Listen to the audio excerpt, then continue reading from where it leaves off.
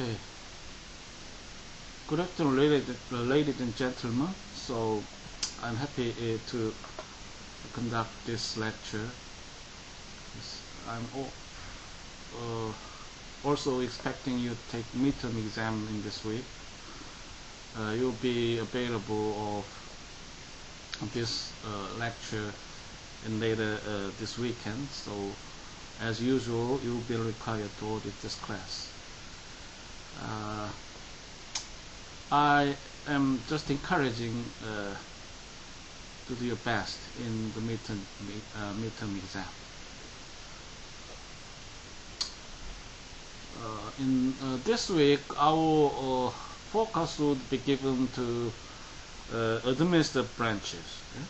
So the administrative branches would be perhaps one of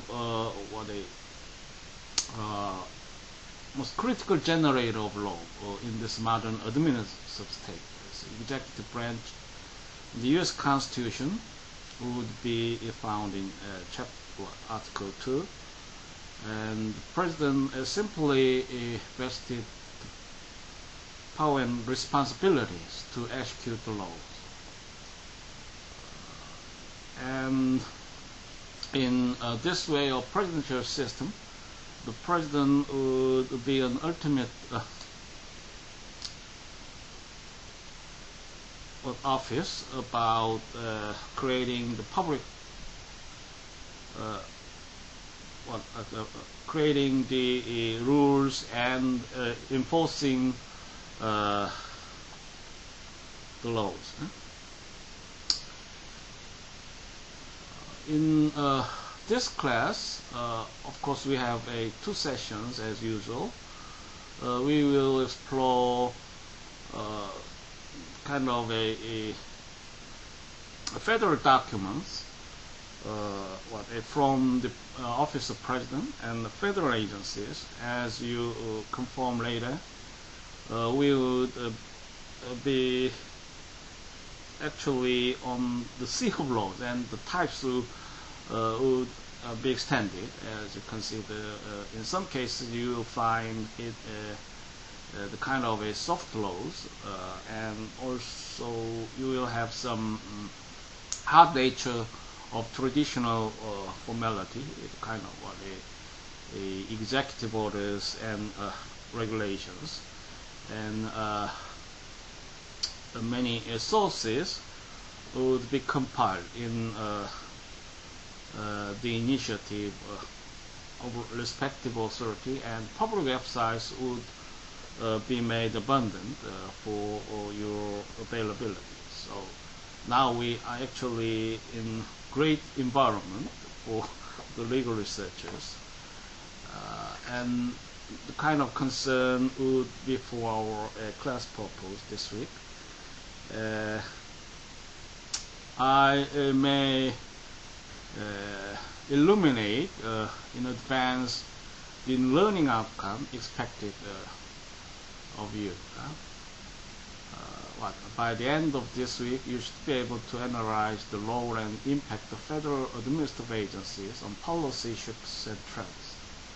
And you also could analyze the impact of federal regulations on policy issues.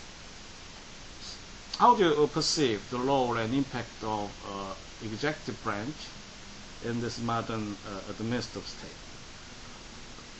When you sat down for dinner last night, did you eat products that came from a supermarket? Do you watch the evening news? Or you may report to your workplace on your own car, or have used the public transportation to commute. You also may be touched by many federal agencies which actually affect the fate of our public lives in most ways. For example, the Animal and Plant Science Inspection Service makes sure those imported tomatoes in your pitcher shows are suitable for you. The federal programs, so those who are deaf or hard of hearing can watch the evening news. The United States Mint creates the coins you use to pay tolls or for your bursary. So imagine how your routine days would be spent, and what federal agencies would come into play to shape you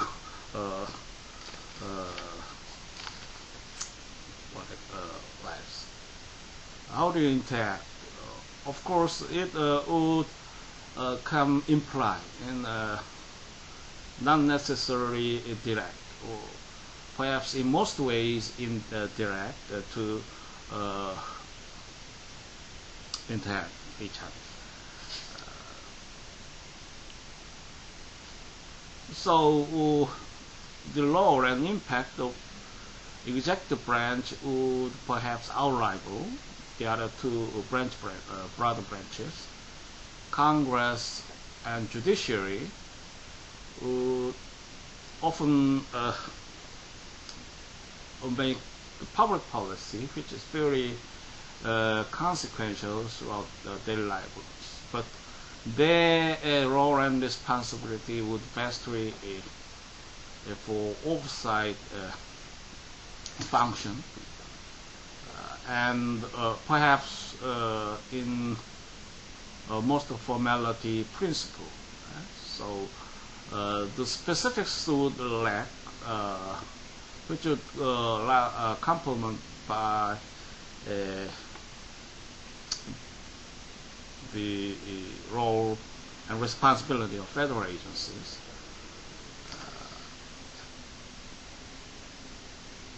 Of course, the separation of power principle would expect the tripartite branches collaborate and also check and balance to ensure liberty and and to promote the general welfare of the United States citizenry. So their responsibility could be defined in any normative way, but consider the practical extent of it. Often you might actually operate kind of a commercial establishments or your businesses, solo businesses in cases, and mid-size or large enterprises. And also consider the previous learning, or we have been inculcated by other professors. For example, you will see the administrative class and might be provided of kind of basic learning involving APA, American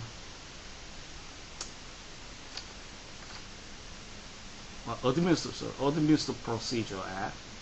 Then it requires a science and evidence-based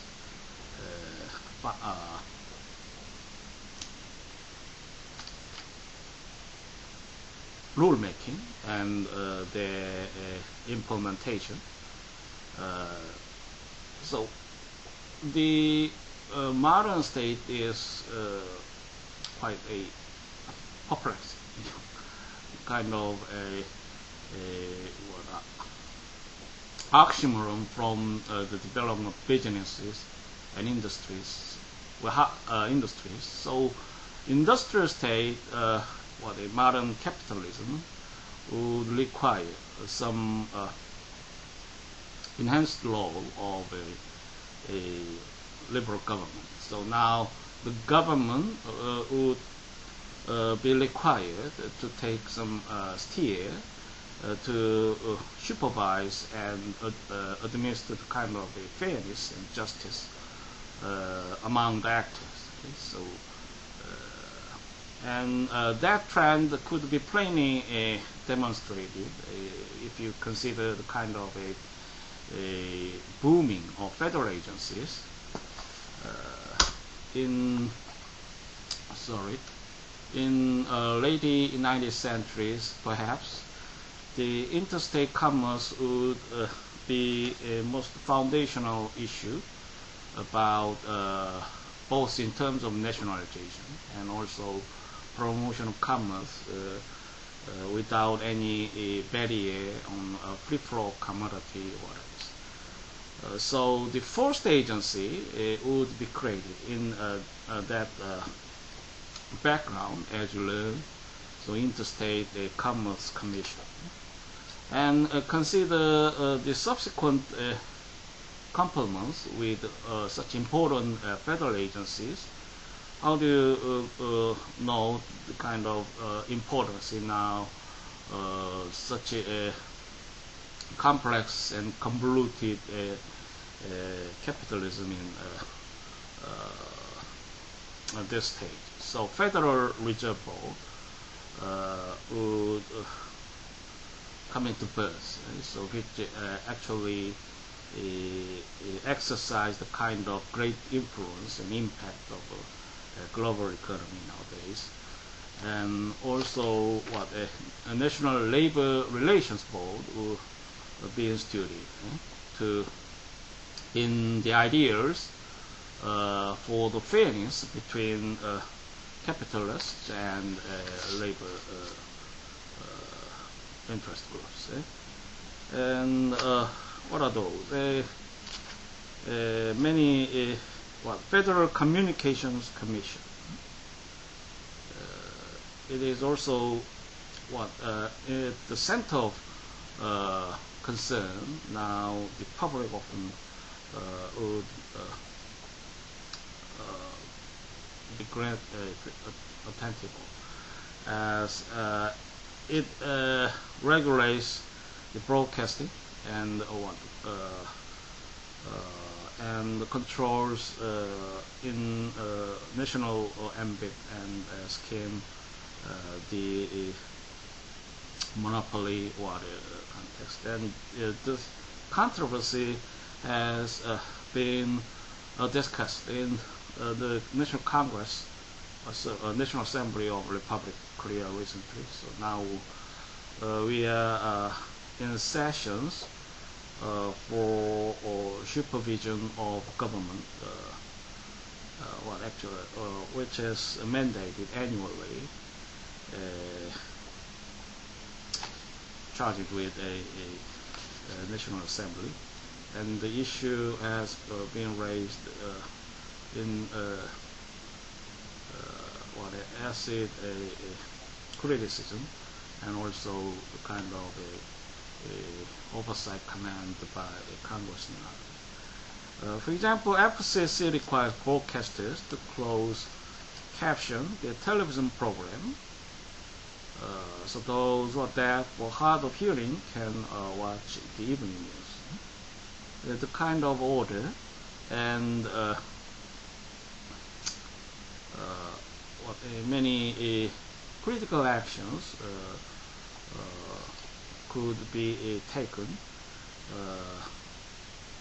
to diminish the justice of public needs of United States. And in the last stage, you will consider some important creation, EPA, Environmental Protection Agency, and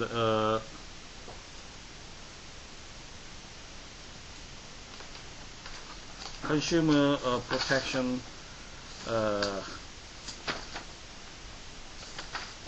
Service, kind of range of issues have been addressed by organizing the kind of federal agencies, which now in order and place to function for the public lives of the United States.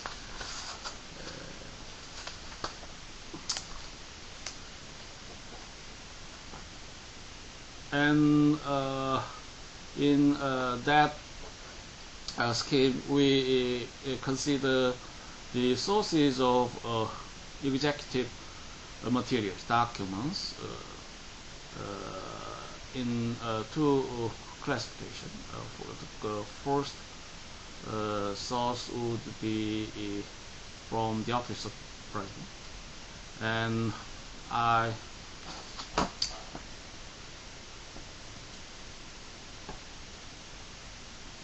would be on next screen. The executive branch and federal agencies are actually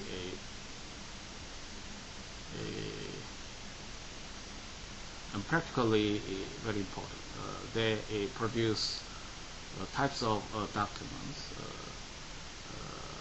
to track legal researchers, guides and directories, regulations, guidance documents. The scope would be actually ample, and the ways of public relations would in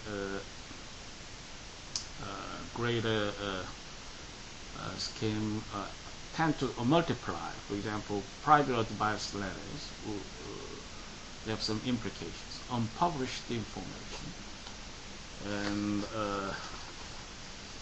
it is quite beyond the traditional way of federal rulemaking, and guides and directories, guidance documents.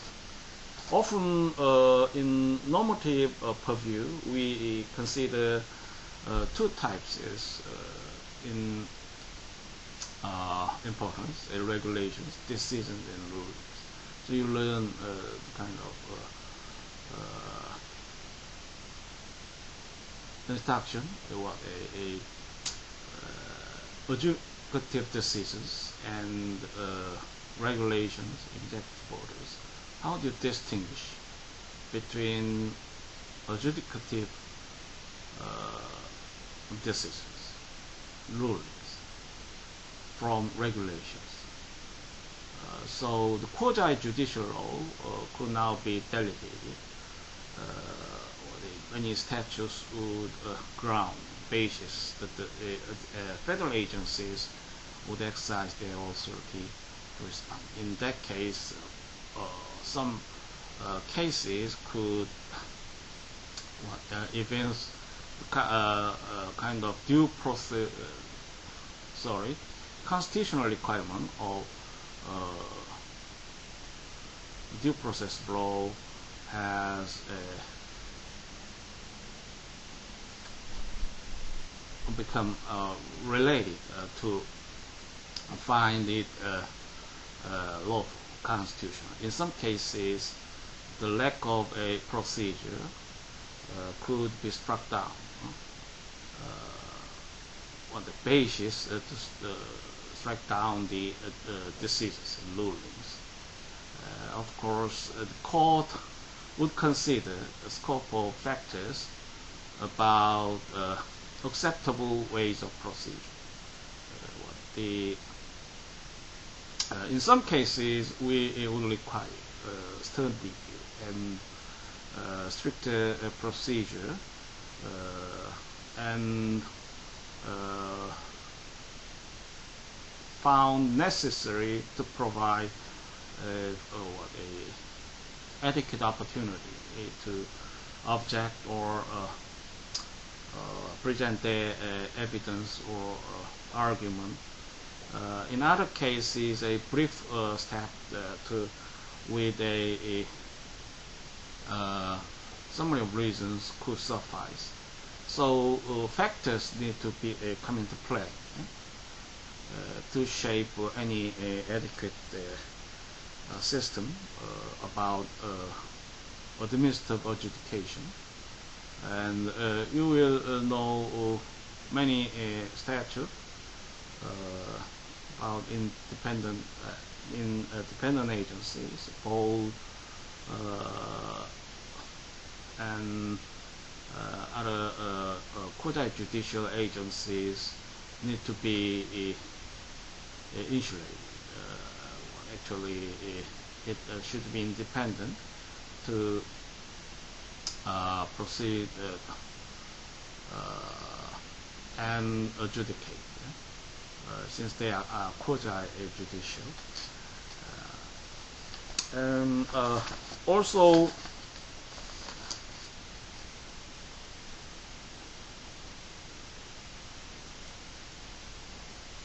you will find some central role of the presidency.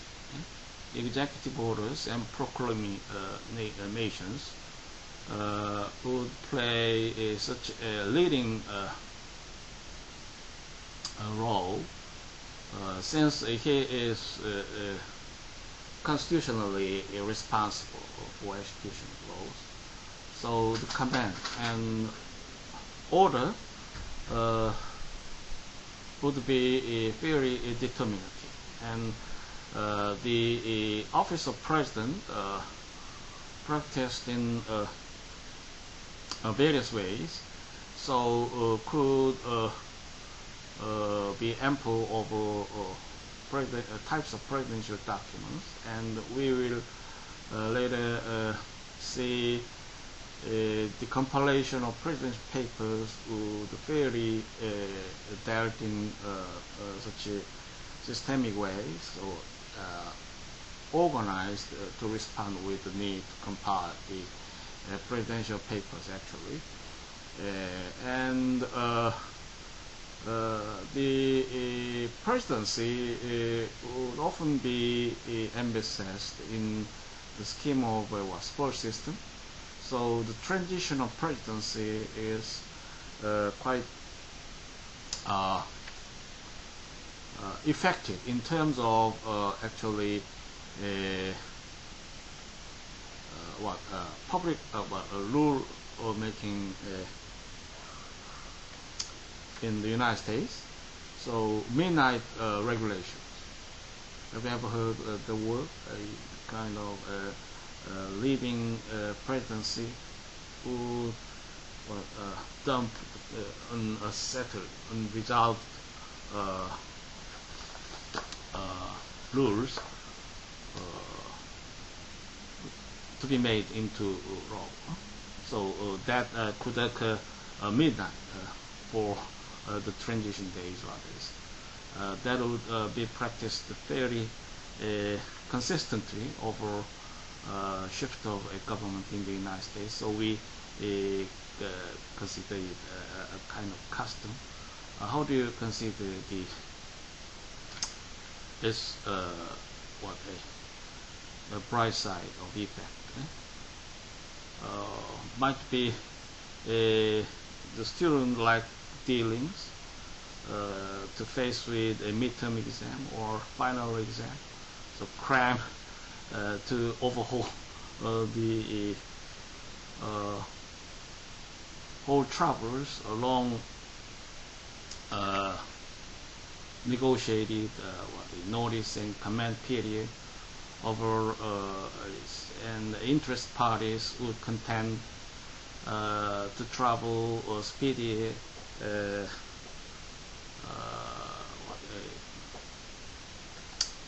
approved as a final law. So it must agonize the presidency. Actually, that could be resolved at midnight. The worst effect to between a heavier burden, which decrease the competencies of the capabilities of subsequent government. So it could approach as a burden in other aspects. In any case, the consistency should be ensured despite the shift of government, since it wholly be viewed as one of executive branch. That sense would also be incorporated into international law. So we see the different nations in change would be considered as same identity in terms of international law, as you see.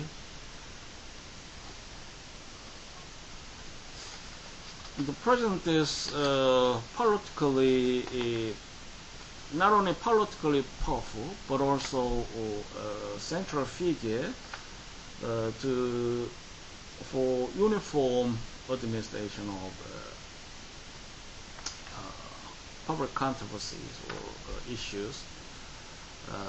In that context, you also learn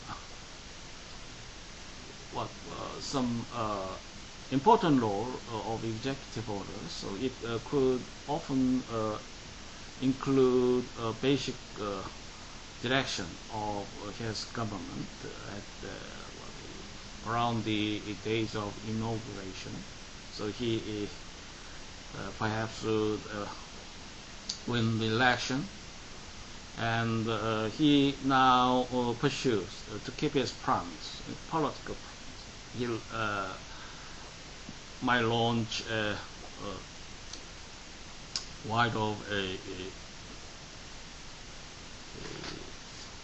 political campaign with packages of a policy promises and deals. The kind of context should be enforced in commitment matters. There would be his personal and a political basics for imagery and actually should be ensured. And the executive orders would often be prepared to address the kind of needs. For example, President Bush would use RPO to ensure the efficient government. Actually, RPO is political officer who is directly responsible to White House. So he supervises branches of federal branches of executive and bureaus and units, a central which plays important role, and of course in response with comprehensive role of supervision, the kind of branches and units, the RPO has to be mandated and must be appointed, which would respond with a fiscal plans and budgetary constraints, kind of, and also the merit-based assessment of policies and others would be seriously controlled by RPO. That could assure more effective and efficient branches. The kind of basic arrangement would be included in executive orders, typically in the earlier days of its inauguration. And the president also use proclamations to interact with federal agencies, and presidential lawmaking power, more specifically, is discussed later, and also might be one subject issue in the last class. For example, many of our criticism would be on perceived excesses of second Bush administration, you will see in printout, Harold J. Crank. You consider, for example, presidential powers published 2005. So two basic forms of executive fire are used to perform presidential functions pursuant to statutory authority or inherent powers. And as I mentioned earlier, the clause is quite simple about one passage and others, which, however, is a wider consequence, but the provision to execute the law. So another provision, of course, would be found. For example, he is the chief of commander to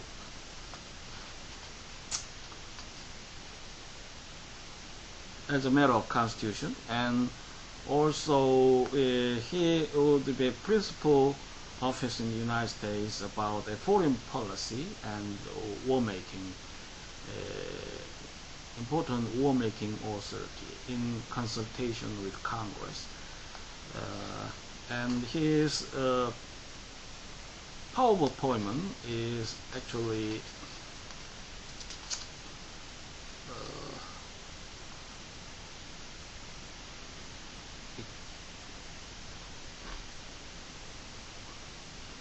important to address his constitutional duties. So his unique office to represent the United States diplomatically.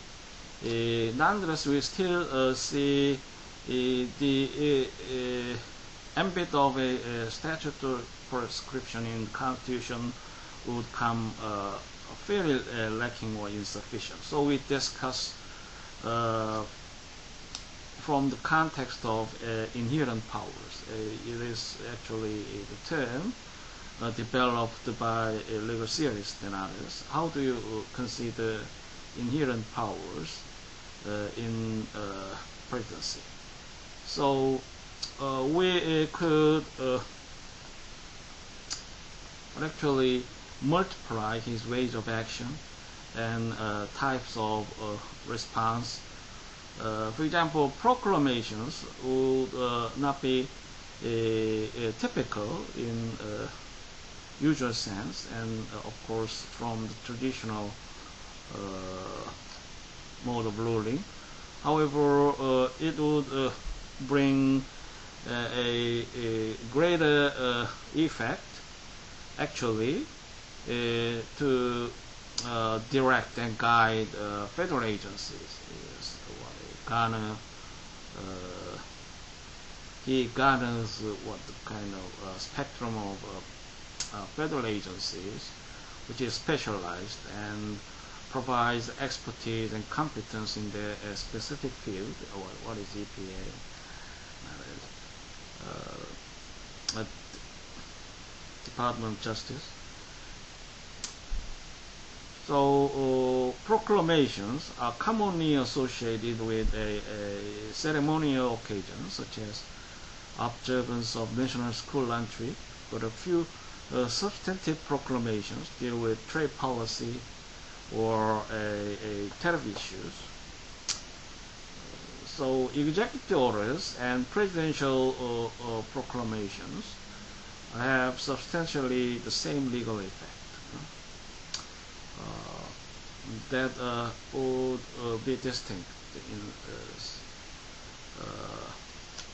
in effect from federal agencies, since the president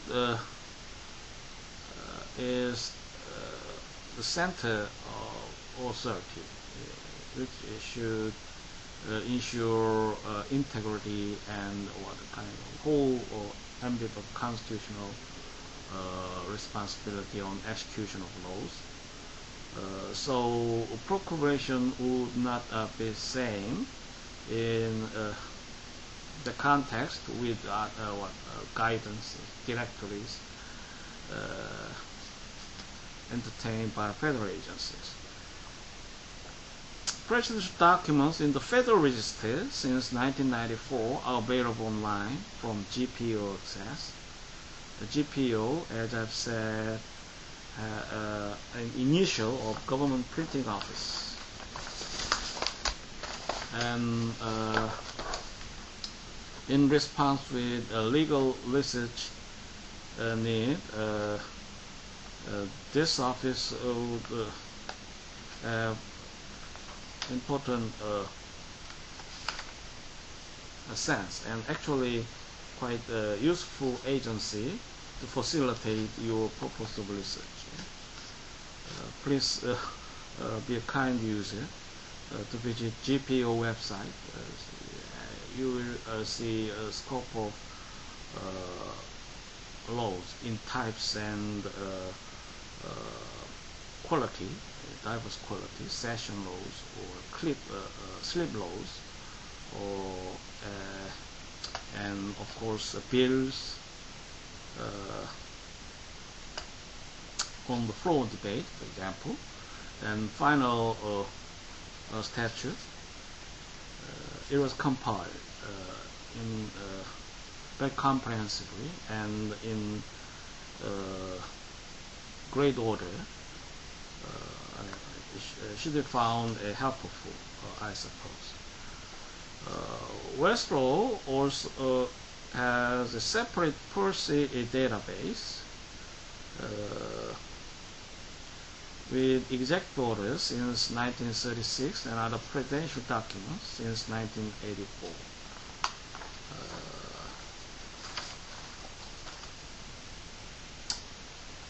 The Office of Federal Register website has a disposition table of all executive orders since 1937. Many executive orders are also reprinted in the notes following or related sections of the United States Code.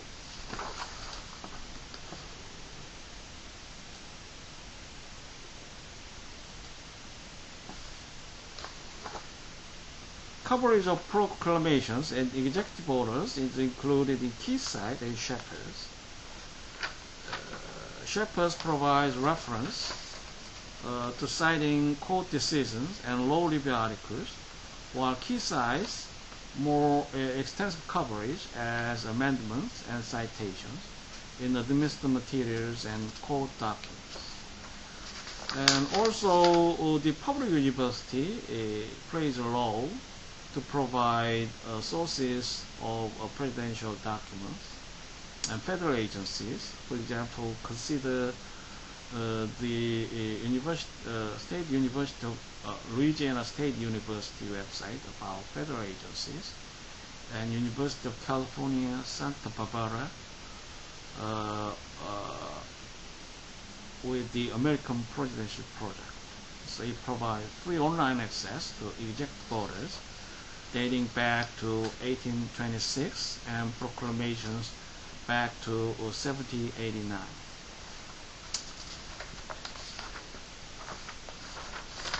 I made a point about diversity in sources. So many forms of presidential documents would be related with our concern. For example, memoranda and directives. A variety of other documents are printed in Federal Register along with executive orders and proclamations. In this case, you'll find them not included in either number series. Presidential determinations pursuant to specific statutory mandates are issued in a number series, and unnumbered documents include various memorandas and notices. And President would be fairly productive and should be from the reason of constitutional structure. in the area of foreign affairs. So many of these documents deal with foreign affairs. They are printed in the annual accumulation of 3 CFR in a separate section following executive orders. So you know now, Lady President is still traveling in Europe. They met political leaders of many major states. So how many days presidents in their plane? So the foreign affairs important agenda and jurisdictions actually, and notwithstanding countries in presidential system. That would be one insight once explored by constitutional scholars in Korea. So how do you dual unit in executive branch? The Prime Minister would take substantial law about domestic jurisdictions, execution of laws, and principal authority to administer laws and create the public laws, and the presidency would be separated from the kind of domestic issues, who required to focus on foreign affairs and emergencies of nation. How do you assess its strengths? It is a little different form of this originated from Germany. What is now the study group has been organized to explore the reform of constitution in Republic of Korea. Some presidential directives relating to national security issues are not published in Federal Register or CFR. The Federal Register Act requires only the proclamations and executive orders be published, so other documents can be used to advance presidential goals without being published. These range in name from Homeland Security presidential directives to presidential decision directives. And you may know reorganization plans. So please get your focus on page 165. A reorganization plan consisting of a presidential proposal to transfer or abolish agency functions with a mechanism used from 1946 to 1979. Several major agencies, including the Environmental Protection Agency and the Department of Health, Education and Welfare, were initially created by reorganization plans. The reorganization plan became law automatically unless either a Chamber of Congress passed a resolution disapproving. But in 1983, the Supreme Court found such one House list of vetoes to be unconstitutional. So please consider between Article 1 and Article 2 about the constitutional authority to organize the federal agencies. Actually, the federal code and federal agencies should be based on congressional action. That is very paradigmatic in the scheme of U.S. Constitution. Nonetheless, might be flexible and delegated. So you know it's an important principle about delegation. And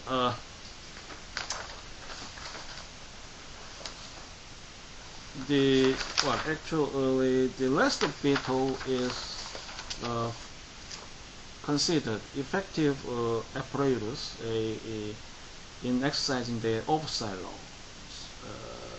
nonetheless, it could involve kind of a constitutional controversy about this quality. So separation of powers principle, in some cases bicameralism, and the constitutional protocol to make a complete the act, actually the right to veto, the power to veto, the right to veto by president would be one important component. So ordinate process was prescribed. That should be respected. The kind of constitutional provision would be in place in evaluating the constitutionality of lesser veto. You know, perhaps such important case name, Charter or immigration case about deportation, and the decision made by the Secretary of Justice or Attorney General would be required for final review by legislature. The kind of scheme should be struck down by Supreme Court that would contravene the mandate of Constitution and encroaches upon the due arrangement of other branches. Actually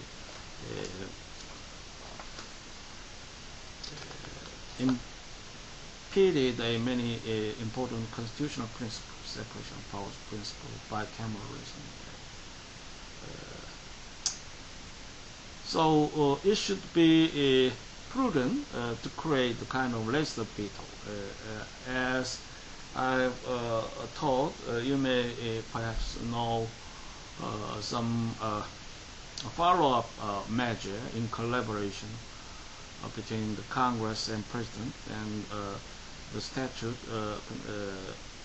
of lesser veto has not abolished entirely to accommodate the rules of a Supreme Court. Reorganization plan also would be structured in that way of interaction. They were delegated by clear and plan number with that year and were published in the Federal Register. In Title 3 of CFR and in the Statute of LR. Many are reprinted in all three versions of United States Code. So you know the familiar initial USCA, USCS, CFR. CFR would compile such wide the scope of federal regulations. So you would have experience of such convenience to retrieve what the federal regulations in your interest. President will deliver messages to Congress. Yes? Communication to Congress by the President are typically made in the form of presidential messages. These may propose new legislation, explain vetoes, transmit reports, or other documents, or convey information about the state of national affairs or some matter of concern. Messages are published in the Congressional Record and as House documents. Messages proposing legislation may have some value in determining the intent of laws that are enacted as a result. Presidential statements upon signing legislature into law have been discussed in the last class. These often provide President interpretation of ambiguous and disruptive provision. their relevance in rest of history research is controversial, but they certainly provide guidance to executive agencies in how to carry out their duties in the newly enacted legislation. And executive agreement, one mode to create rules by the President Office. The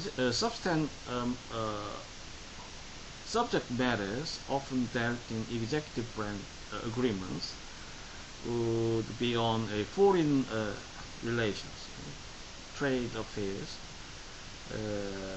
usually the frequent, I suppose. And the executive agreements would less formal, like treaties. They do not require the advice and consent of Senate. In recent years, more and more diplomatic arrangements have been made through these convenient methods. Because their purposes and publication methods are basically the same as a treaties, the two forms of international agreement will be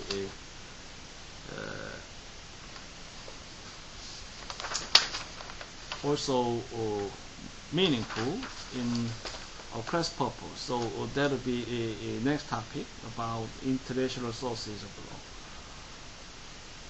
And presidential paper will compile and should be instant because of its nature and ways of interaction on our public lives. So daily compilation of presidential documents website would be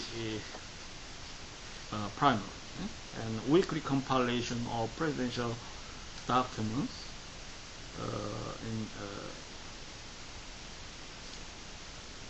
would replace, however, in January 2009.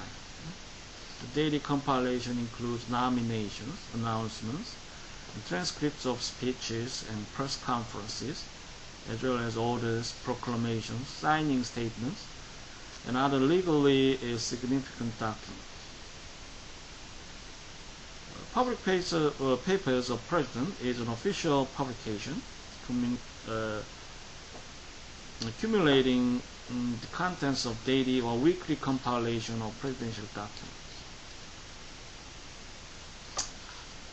Series of annual volumes have been published for Herbert Hoover and for all presidents at Franklin F. Roosevelt. And also consider exploring GPO access. What are other sources to compile presidential papers? One is the American President's Project, as I've said earlier, and AIM Online's U.S. Presidential Library.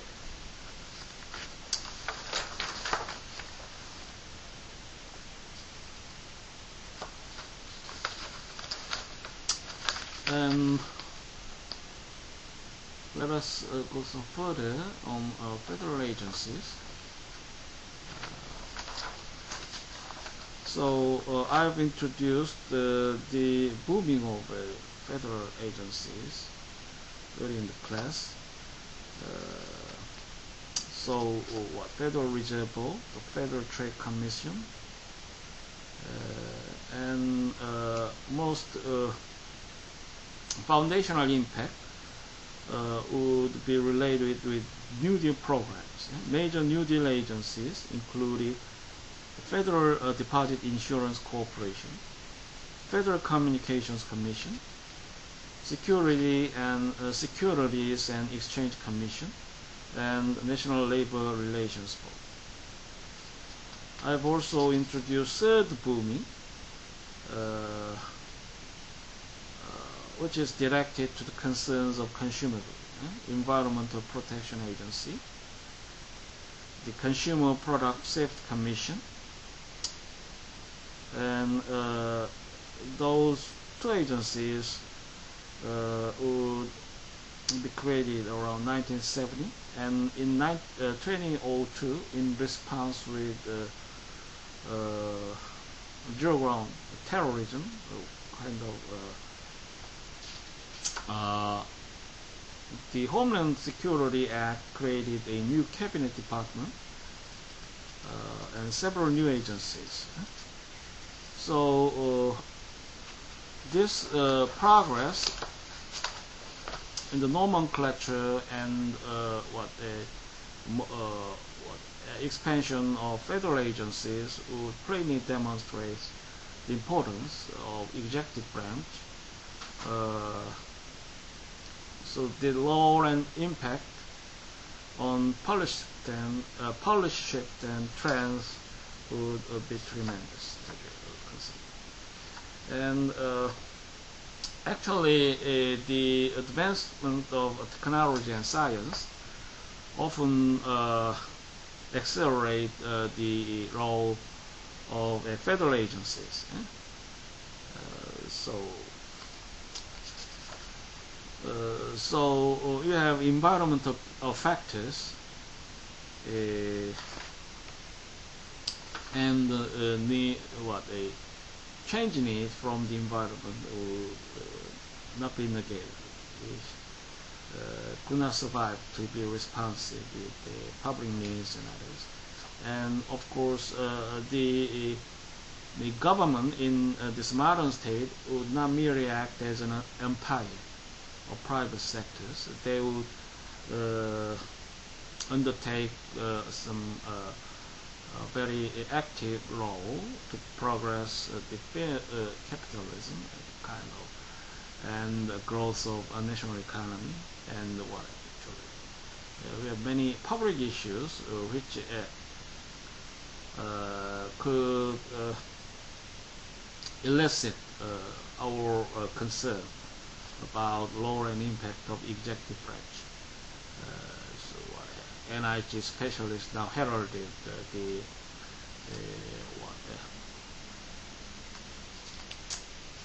Ebola issue. Actually, one serious disease is fatal, given no effective response about vaccine. A WHO, World Health Organization, have often place caution about smoking. Humanly standards ban need to be assured about health concern.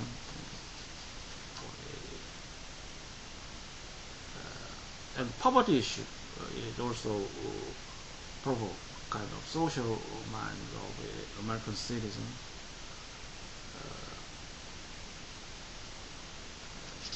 So, the government would employ research professionals in the specific field, and they would, in some cases, purchase their work from outside sources. Actually, the environmental change would be a factor to shape the role and impact of federal agencies, and also fatally with the progress of capitalism, very intense. And we consider websites in the first place, which would ensure our access to the legal information. An agency's website often provides a convenient source of information on history and current activities. Depending on the agency, it is usually possible to find introductory overviews, organization charts, speeches, published documents, directories, and other useful resources often unavailable in print. One reason agency websites are putting regulatory information online is they were ordered to do so by Congress. So you know this important code, Electronic Freedom of Information Act, amendments of 1996. It mandated the records available for inspection and copying under the Freedom of Information Act must be made accessible electronically. FOIA and EFIAA are kind of a standard, and actually in many ambit binding about handling of the information in terms of public relations. So they, in some cases, be mandated to make it available for public review and access. And other two important statutes would be E-Government Act in this context, and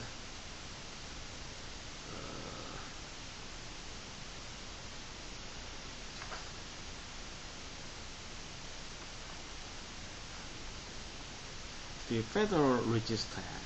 This Federal Register actually is a great forum, typically involving the notice comment requirement mandated by APA.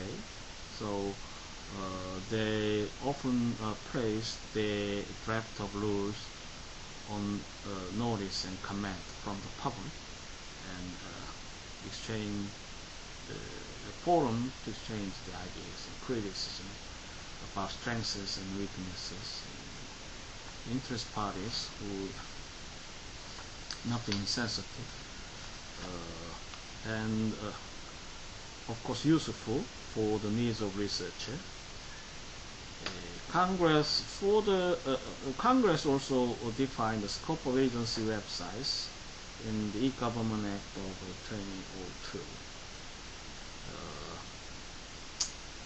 Website organization and ease of access, however, vary considerably from agency to agency. U.S. Citizen and Immigration Services, for example, has laws and regulations link at the top of its homepage, with direct links to relevant statute, regulations, administrative decisions, and other documents. The Department of State, on the other hand, has documents in an electronic reading room, accessible only by clicking on a FOIA link at the bottom of the page. So it should require some process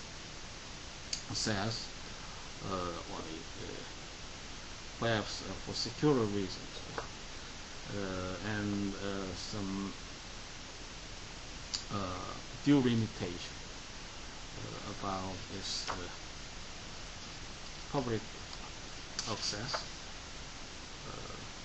Policies established under the E-Government Act of 2002 mandate that an agency's principal public website include a search function. Some agencies' search engine work well, but others are rather rudimentary. Better results can often be achieved by using a general search engine, such as Google, limited to a particular agency's site.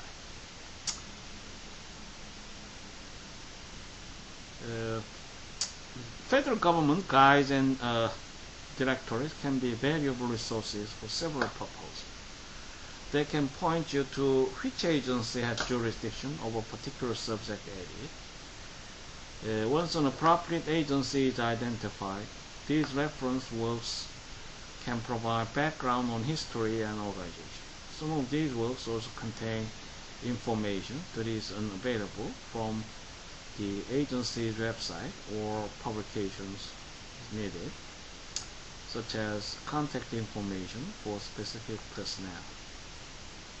So please take a chance to use CQ Press Annual Washington Information Directory and Food and Drug Administration website. So websites of agencies are also direct to serve your purpose. to exploit every possible ways to your specific needs in legal research. The United States Government Manual would be one of the most convenient sources for general information about agency structures, authority, and functions.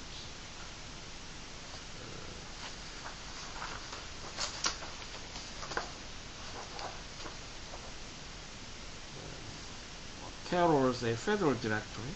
It will be on quarterly basis. CQ Press's Federal Staff Directory. Federal Regional Yellow Book. Carroll's Federal Regional Directory. So in your legal research involving federal agencies and regulations, you may perhaps encounter in the first hand the jurisdiction of federal agencies. We will be on some research case, hypothetical, which should be brief since we now close to the end of class. In that case, I will demonstrate the same-sex marriage issue, which is a research topic in our training. In that case, you will find the consequence of same-sex marriage is quite expositive of laws, different laws, and kind of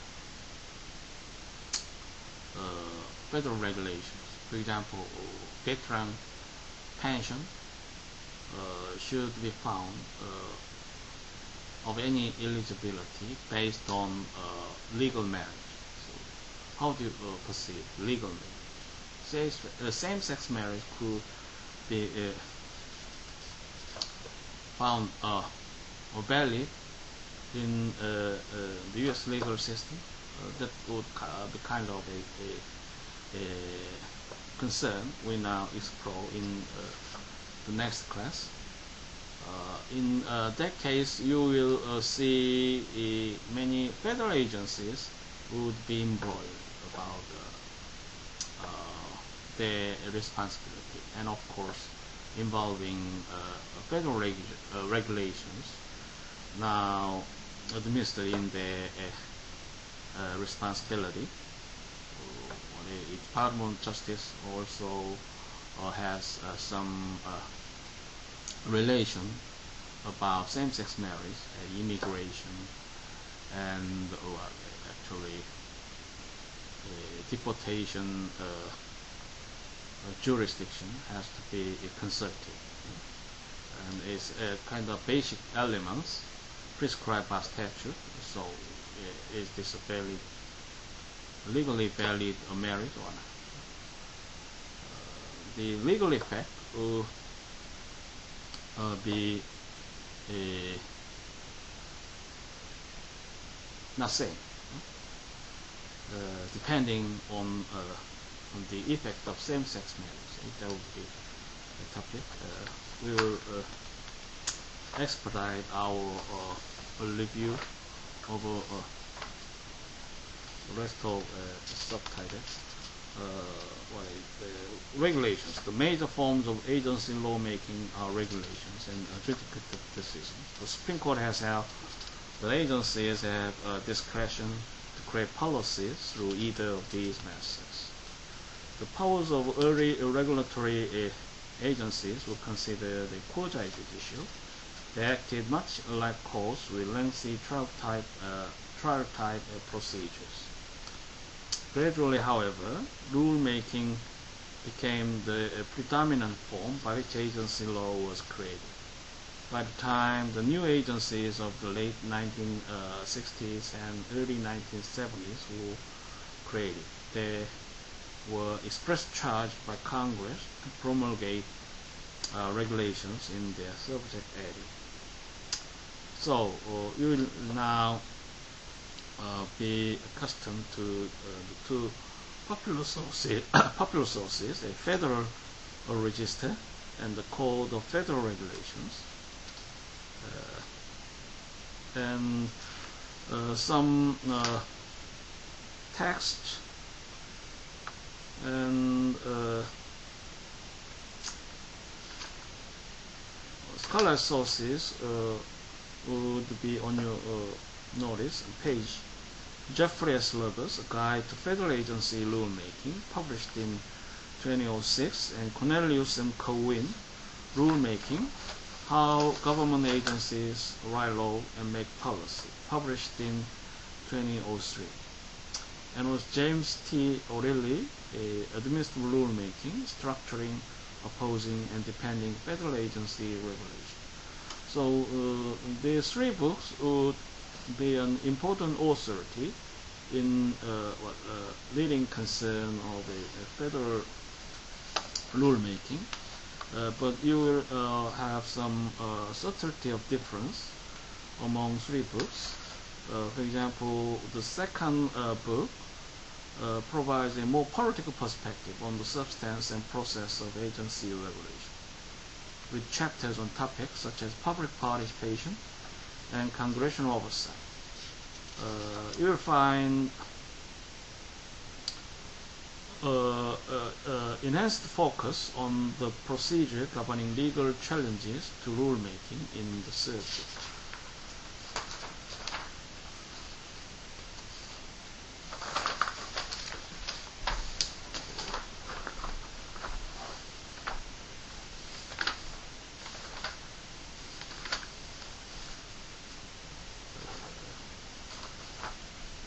In the pages, you'll find some extensive dealings about Federal Register, since it is a very important website.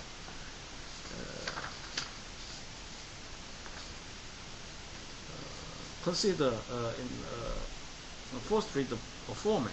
The daily Federal Register begins with a table of contents and a list of the Code of Federal Regulations citations for new or proposed regulations in the issue. Table of contents is organized alphabetically by agency. This makes it easy to monitor a particular agency's activity, but it also means that anyone looking for regulation on a specific topic needs to know which agency or agencies have jurisdiction in this area. And lawyers whose clients are subject to federal regulation federal regulation may need to know more than the rules currently in force. So in this case, you should need to search for pending regulations.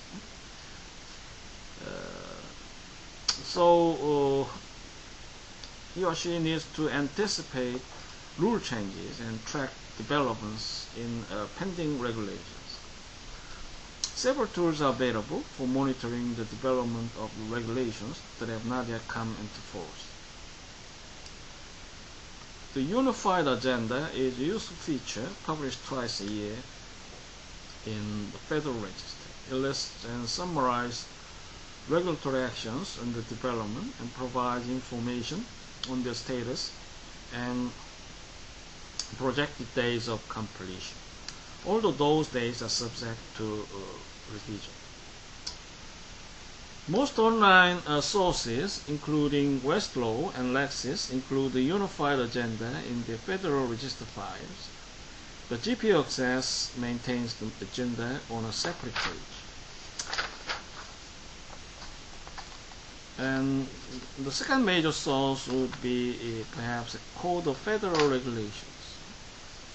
CFR titles are divided in chapters, each of which is devoted to the regulations of particular agency. In the back of every CFR volume, there is an alphabetical list of federal agencies indicating the CFR title and chapter of each agency's regulations.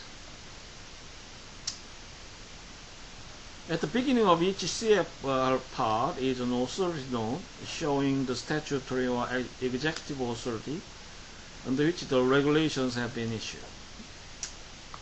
Some of these are statute, directly related to the topic of the regulation, while others are more general grants of rulemaking authority to the agency. The current CFR consists of more than 220 volumes, which are revised and reissued on a quarterly basis. Titles 1 to 16 contain regulations in force as of January 1st of the cover year. Title 17 through 27 as of April, and then in the way. The CFR is available in several electronic formats. Please visit GPO website about these two versions.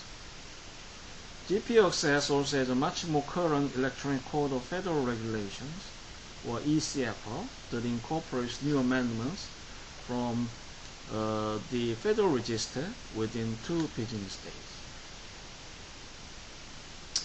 Current version of CFR are also available online from several subscription databases, including Westlaw and Lexis.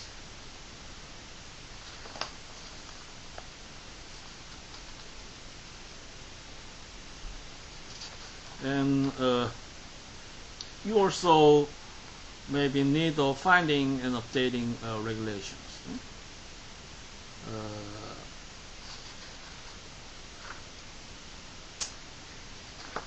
The U.S. code annotated will operate effectively to your needs. And Westlaw, GPO, CFR, most websites will provide such mechanism to update and find a new regulations.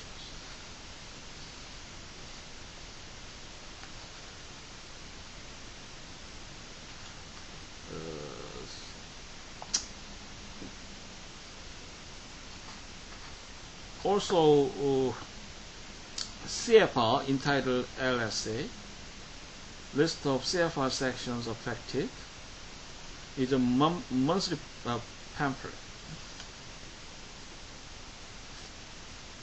which will be for updating regulations. Access to the LSA page provides coverage from 1986, and annualized Federal Register collection provides LSA coverage from 1949 to 1980. And review the guidance documents. Perhaps FDA would be most patron of this way of public regulations.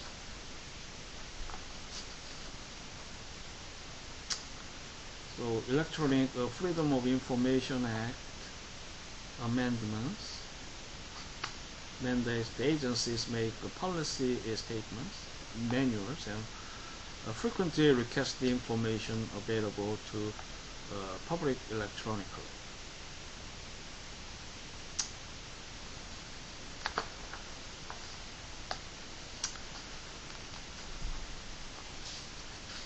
And decisions and rulings would attract the interest of a business industry, since they are fairly sensitive to the federal agency in their specific fields.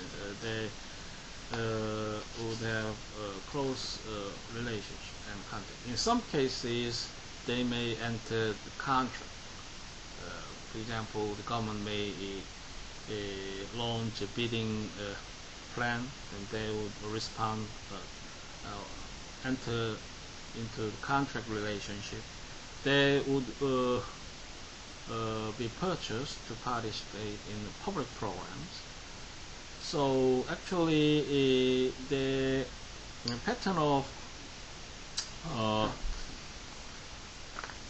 business operation and their concerns will not be separated from the federal agencies in pertinence. Formal adjudication.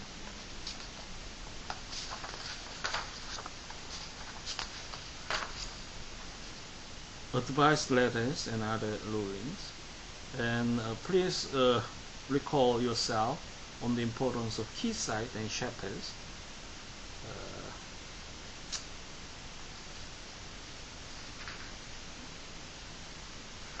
And also Attorney General opinions would be useful, perhaps, to detail the legal aspect of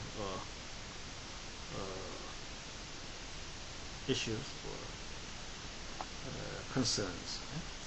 Some are different from other agents' decisions are the opinions of the Attorney General of the United States and the Department of Justice Office of Legal Counsel. As the federal government's law firm, the Department of Justice provides legal advice to the President and to other departments.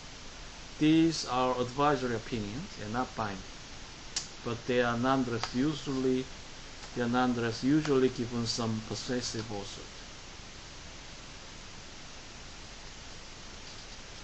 So these opinions would be published in a series entitled Opinions of the Attorney General of the United States.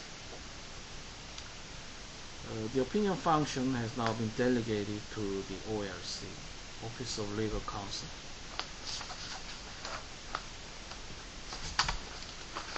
So,